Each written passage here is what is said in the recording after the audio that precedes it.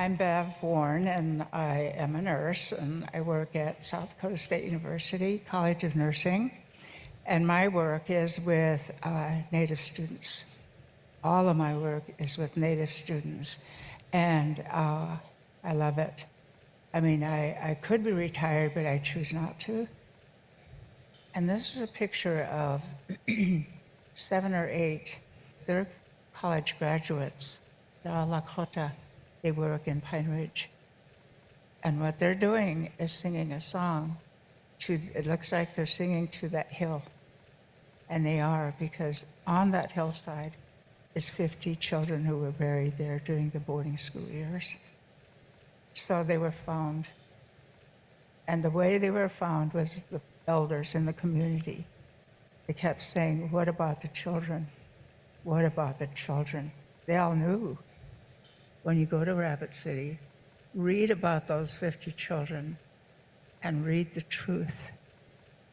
They're not going to hide it like they've been all these years. We're out in the open now, and I want you to take that as one of your lessons from this conference. You have the permission to tell the truth. It's not.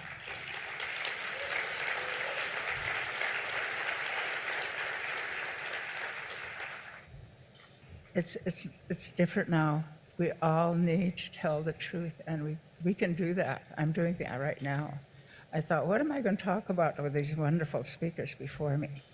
Well, I thought, well, I have something to say as an elder. I've been around a long time. I've absorbed a lot of experiences, and I enjoy coming to these conferences because it doesn't ever disappoint me. I always learn something from people in this audience. Look at you, all of you, young, middle-aged, elder, and you all have something to teach each other, so be open to that.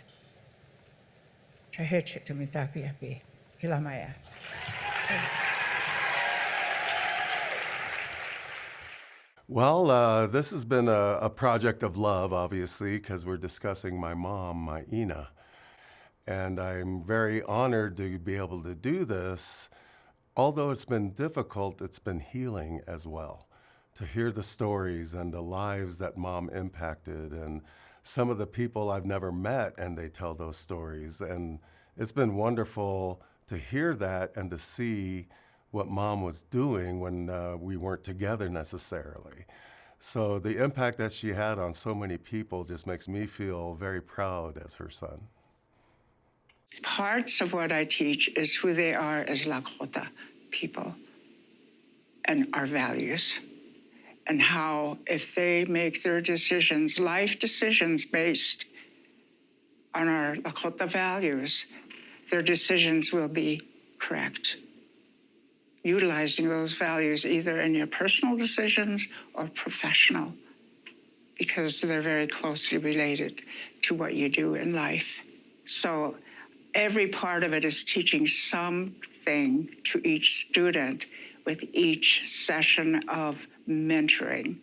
And so they go through all their courses, and once they finish that, I ask about their clinical experience. And that is my love of nursing has always been at the bedside, taking care of somebody. And so I like to hear how they're feeling about it, and possibly give them another clue of approaching a patient holistically. When I say holistically, I mean our way of thinking, physical, mental, emotional, and spiritual. As you remember that there's a spiritual side to your caring for each individual. Many of them are fearful for their lives ending. That's pretty deep, and that's a huge responsibility for you to even think about. And you're the caregiver. You can ease that. You can ease it by what you say and the way you are caring about the person. You can't pretend, because it won't work. It's surprising how accepting of so many. I know that she was always good at teaching with her students and things that I saw back in Arizona, but we're at the home of our home, the Ocheti Shakoi. And being trained that from early on, she'd always trained Don and I what it was to be Lakota. When I think about those experiences growing up and watching my mom work so hard and be so dedicated to her people, that really had a huge influence on me. And I feel like the idea of working hard or being a workaholic, whatever we call it, that's not really what it's about. It's really looking at this as an honor, and what an opportunity if we can get educated and we can have skills that can help other people. What higher honor than to actually implement those things and to do everything within our power and spend our energies toward improving the life and promoting the wellness of our people, our families, our communities, and society in general.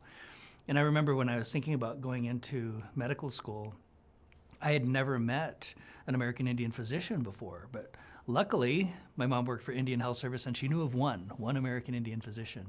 And I was probably 19 or 20 at the time, and she arranged for me to meet him.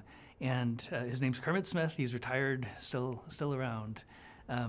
But that was really life-changing for me because I saw an American Indian man who was actually a physician. And I think if you're from the majority society, you don't fully appreciate the power of role models. And if every doctor, every teacher, every principal is from your race or ethnicity, then anything seems possible. So I knew that it wasn't illegal for an Indian to become a doctor, but it never seemed real until I met one.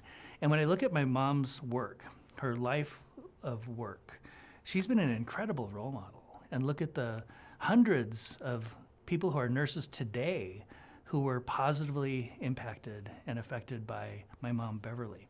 And I think as a role model, she is just tremendous. She's a role model for role models.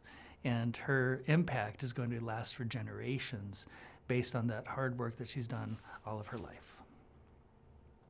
And so she's like, she was the oldest, the matriarch. And she was always concerned about her brothers and sisters and her mother and her relatives, because that's the way she was brought up. And she's the oldest of the children, of the women, of the girls. And she took the leadership role. Her name is Cedar Woman, and Pansy was telling me cedar, she said cedar is everywhere. You go to the sweat, there's cedar there, and so she'll always be present, and remember that when you smell cedar. In 2015, when Bev Warne decided to come back to her homelands, Lakota country, and she came from Arizona, and when she came, she brought her reputation for working in healthcare and mentoring the students at Arizona State University. And as soon as she got to Rapid City and decided, well, let's see, what am I going to be doing? SDSU said, Bev, we know about your work, and we would love to have you start a Native American nursing center here in Rapid City. And that's when the Native American Nursing Education Center was born. So I first met her through the Rapid City Community Conversations and the work with the Mini Luzaha Kolokichiapi ambassadors, and was just immediately impressed with her ability to speak to really touchy subjects, so articulate and strong and supportive, and just, I mean, she catches your attention right away. And I noticed right away in the group of us, there was several of us that were a little younger than everybody else, and she really took time to pay attention to us. And that was how I met her. That was how I got to know her. And she'd say, you know, I'm so proud of you. And that was, she barely knew me. And she just said, keep speaking up. You're doing so good, you know. And she'd always tell me that. And I wasn't the only one. You know, there were several of us in that little cohort that she stayed close to. And I was brought over to the Rapid City campus by SDSU because a lot of the work that I do is with our American Indian population. And so then they housed me in the NANAINA office spaces. So your mother inherited me is how I would like to approach that. You know, I had to, I don't want to say prove my worth with your mom because she was always very open and welcoming, but she had to understand, you know, we had to meet on common ground so that she knew that I wasn't just some white woman trying to do good, that I was actually committed to the work. I think when we're around great people, we try to absorb the things that we observe, and we want to emulate the things that they do so well. And to that extent, when I watch Bev, even though I'd like to think I'm a fairly seasoned veteran, I still learned from her wisdom and just her circumspect approach to the difficult topics we dealt with in governing body. And when we look at people like that and we say, I want to be her when I grow up. And she just asked, how I came to come to Rapid City, all of these things, and she just said, call me Unchi Bev, I'm Unchi Bev, and that's how we met. And the first time I met her too, she said, you need to come and work for me. I was like, I can't, I just started here. But I knew in that moment, like, my whole life changed. She was always so nice to me. And just coming out here, not knowing anyone. Your mom really identified and knew what kind of support these students needed. Your mom was there for them, and your mom was able to speak out and get what they needed to finish school and to do it well, that she knew they were able to do. I had learned that my advisor was Val, and so I came to the building and I was meandering about, and I was working 40 hours a week and going to school full time, and I had just gotten done talking to Val, and Bev had seen me and she pulled me into her office, and she had said, you look tired. And in truth, I was. And she reminded me a lot of my grandmother, because in that sense, the humor amidst all of the things that sometimes where humor might not find itself. And my grandmother had just passed away, so it was, I don't know, it was quite like it should have happened that way, I think. And so from then on, it was just us sort of just hanging out and her asking me questions about how everything's going and, getting to know me and making me feel included. I met your mom when the Great Plains Tribal Leaders Health Board was in the early days of contemplating assuming management of Susan. And we were doing lots of community meetings. And so I met her at one of the community meetings, and she made a point of coming up and just being very encouraging. And she really supported the idea of the health board. I think that was probably one of the most impactful things that she had taught me, was that there's always a more positive way to look at things. It's a whole different level when you find solutions to some of the problematic areas, especially, whether it's healthcare, community, racial tension, whatever the problem may be in our area. She was very solution-based. And she had something that she would always say to me. She's like, what are we going to do about that? And that's how I knew that that if I ever came to her with a problem, I knew what she was going to say. So I would always show up with some ideas for a solution as well. So, living in poverty, but not really knowing it, and the struggle to get to where she wanted to get in terms of being a nurse. One of the stories she shared with me was about the first time she saw a woman in her nurse's uniform, and it was was washing dishes for a place here in Rapid City, and the daughter-in-law was a nurse, and she said she walked in and it was like this amazing, she had her white uniform on and her cap, and she just thought, wow, that's what I want to be. And so that was cool to hear that story of what she saw and how it impacted her as a young woman. I think she might have been 14 at the time. I think because she had that lived experience, she knew how difficult it would be for returning students.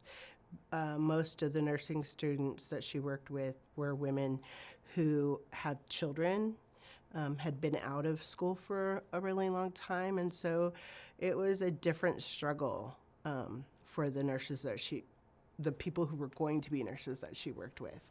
She understood that sometimes you had to put your family first, and make up the difference somewhere else in your life. So if that meant that you had to be home until 5:30, it also meant that potentially you were up at midnight to 4 a.m. doing your studying because you had children. And so she really understood the sacrifices that nurses themselves, the student nurses, would be making, and because she had been there. Well, we've seen a lot of wonderful testimonies and interviews from a variety of people that Mom impacted in some way, either students or community leaders or other elders. She had a wealth of knowledge that she was willing to share and provide an example on how to do that. So that's something that I'm always trying to strive to do. And when we started these interviews, we did this for honoring her at the National Nurses Conference that's coming here to Rapid City, so that the other Indigenous nurses can see her story. So we started this when she was still battling cancer and she was still with us here physically. This last round of interviews, she has now made her journey. And as her son, I feel it's my responsibility to do the best I can to share these stories and the impact that she had, not only for my healing and my family's healing, but for people to learn from so that she can still teach, although she's not with us physically. Her spirit and her energy, as you saw in those interviews, is instilled in so many different people. I love you, and you're always in my heart, and like I told you, you'll always be with us, and you'll hear us and you'll see us. And just like they say in that poem, in the stars and the wind and the flowers. And you're brave.